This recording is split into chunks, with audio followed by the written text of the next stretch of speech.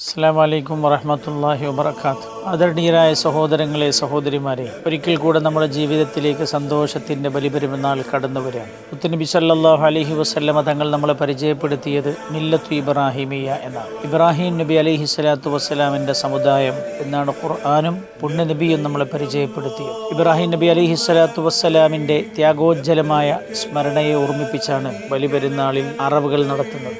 അറവിനെ കുറിച്ച് ഖുർആൻ പറഞ്ഞത് ലയനാലല്ലാഹു ലഹൂമുഹാ വലാ ദിമാഉഹാ വലാകിൻ യനാലുഹു തഖ്വ മിൻകും കദാലിക സഖറഹാ ലക്കും ലിതുകബ്ബിറുല്ലാഹ അലാ മാ ഹദാകും. നിങ്ങൾ അറുക്കുന്ന മൃഗത്തിൻ്റെ രക്തമോ മാംസമോ ഒന്നും അള്ളാഹുവിലേക്ക് എത്തിച്ചേരുന്നില്ല. ആ കർമ്മം ചെയ്യുമ്പോൾ നിങ്ങളുടെ ഹൃദയത്തിലുണ്ടായിത്തീരുന്ന തഖ്വയാണ് അള്ളാഹുവിലേക്ക് എത്തിച്ചേരുന്നത്.